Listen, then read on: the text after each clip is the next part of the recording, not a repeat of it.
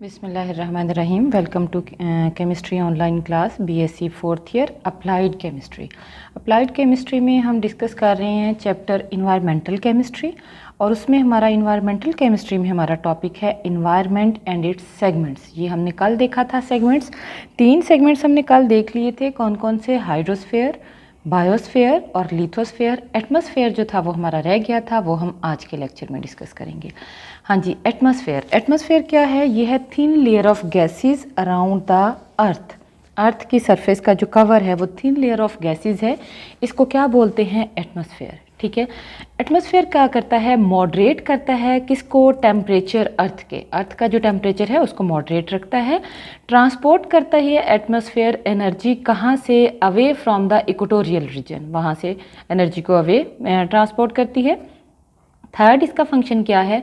ये पाथवे है किसके लिए? हाइड्रोलॉजिकल साइकिल के लिए। ये असिस्ट करता है किसको?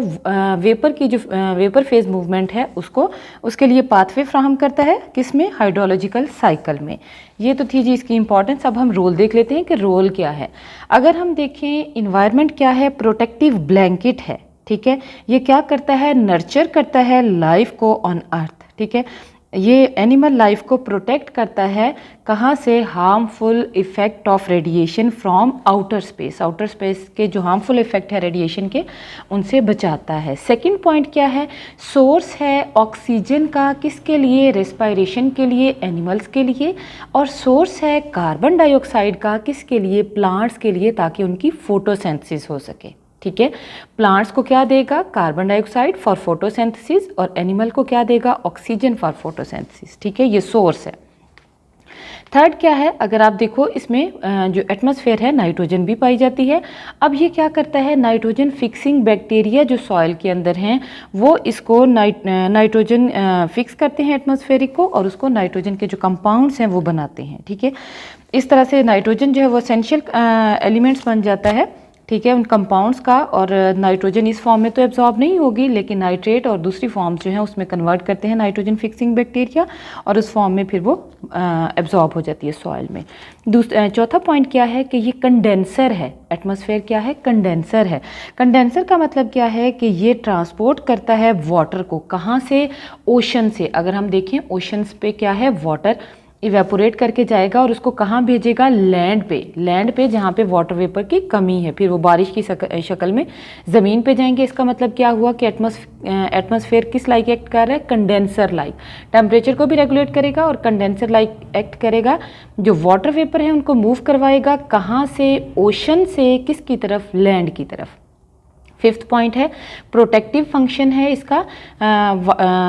जो मतलब रेज आती हैं, ये इस हार्मफुल रेडिएशन आती हैं ऊपर से, सन से, उनसे अर्थ को बचाता है। ठीक है। उनमें कॉस्मिक रेज जो हैं उनसे बचाता है एनिमल लाइफ को, क्योंकि वो बहुत ज़्यादा डेंजरस होती हैं। उसके अलावा बहुत सारी इलेक्ट्रोमैग्नेटिक जो रेडिएशन है उनसे बचाता है।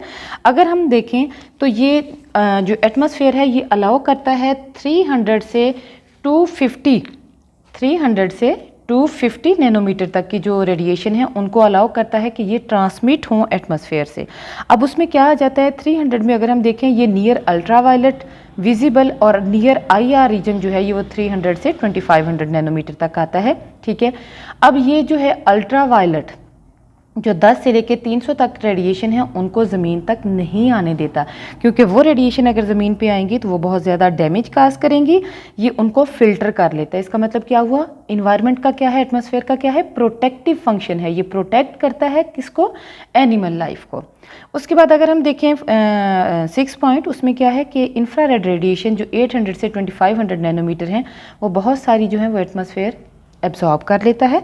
एब्जॉर्ब करके उनकी जो एनर्जी थी उनको री एमिट करता है स्पेस की तरफ। इस तरह से अर्थ का टेम्परेचर जो है वो बैलेंस रहता है। ये वाली खसूसियत जो है ये बाकी जो सोलर सिस्टम के प्लैनेट्स हैं उनमें नहीं पाई जाती।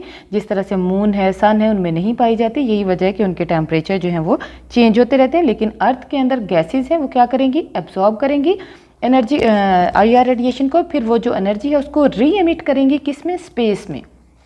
ठीक है, इस वजह से ये टेम्परेचर को रेगुलेट करता है। नेक्स्ट आ जाता है जी 6 पॉइंट। इसमें क्या है कि हमारे पास जो इन्वायरमेंट है ये डंपिंग ग्राउंड है मैनी पोल्यूटेंट के लिए। ठीक है, अब वो पोल्यूटेंट क्या है, सल्फर डाइऑक्साइड है, फ्रियॉन्स हैं। ठीक है, ये रेफ्रिजरेटर के अंदर होते हैं। ठीक है, अब ये क्या करते हैं, ये पोल्यूशन काज करते हैं और बहुत सारा डैमेज करते हैं वेजिटेशन के लिए। ठीक है, उसके बाद अगर हम देखें एटमॉस्फेयर, इसकी कंपोजिशन देखें, आपके लेवल पे इतनी ही बहुत है कि क्या है, इसमें ऑक्सीजन है 20%, नाइट्रोजन है इसमें 78% और 0.03% है कार्बन डाइऑक्साइड। और भी बहुत सारी गैसेज हैं, उनकी अमाउंट कम है, वाटर वेपर भी हैं। वो सारे के सारे जो हैं वो आपकी बुक में एक टेबल दिया हुआ है, वहाँ से उसको कर लीजिएगा जी। नेक्स्ट हमारा आ जाता है, नेक्स्ट जो हमने देखना है ये है जी स्ट्रेटिफिकेशन ऑफ एटमॉस्फेयर के। एटमॉस्फेयर जो है उसकी लेयर कितनी है, उन सब की प्रॉपर्टीज़ क्या हैं। ठीक है, जो भी लेयर है एटमॉस्फेयर की उनकी क्या क्या प्रॉपर्टीज़ हैं। अगर हम देखें एटमॉस्फेयर को टेम्परेचर और डेंसिटी रेशियो पे डिफरेंट लेयर्स में 4 लेयर्स में डिवाइड किया गया है। सबसे पहली लेयर है ट्रोपोस्फेयर, फिर है स्ट्रेटोस्फेयर, फिर है मीजोस्फेयर और आगे क्या है, थर्मोस्फेयर। ट्रोपोस्फेयर जो है, इसको सपोज करें ये लैंड है, ये जो मैंने बनाई हुई है ना, अपनी तरफ से मैंने हिल बनाई हुई है, अगर आपको लग रही हैं तो ठीक है। अच्छा जी, ये क्या है, ये वाटर बॉडीज़ हैं, ये ओशन होगा।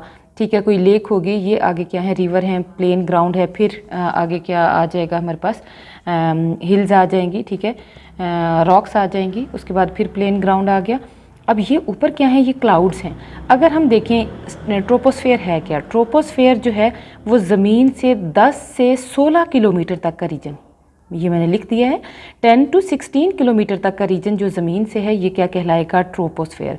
इसमें होगा क्या, इसमें नाइट्रोजन होगी, इसमें ऑक्सीजन होगी, इसमें कार्बन डाइऑक्साइड होगी, इसमें वाटर वेपर होंगे, मतलब गैसेस होंगी, क्लाउड्स होंगे। ठीक है, अब कहते हैं इसके अंदर जो गैसेस हैं वो क्या हैं, होमोजीनियस मिक्सचर हैं। गैसेस क्या हैं, होमोजीनियस मिक्सचर हैं। वाटर वेपर की बात नहीं हो रही, गैसेस की हो रही है। क्यों गैसेस सारी की सारी एटमॉस्फेयर में होमोजीनियस मिक्सचर हैं, क्योंकि आपको पता है गैसेस क्या करती हैं, मूव करती हैं।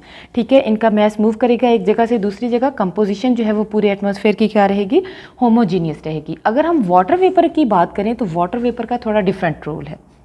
उसमें क्या होगा, वाटर वेपर यहाँ पे इवेपोरेट होंगे। ठीक है, तो ये किसी जगह पे कम होंगे, किसी जगह पे ज़्यादा होंगे, कहीं पे क्लाउड फॉर्मेशन होगी, कहीं पे प्रेसिपिटेशन होगी, कहीं पे आपके पास क्या आ जाएगा, इवेपोरेशन आ जाएगा वाटर बॉडी से।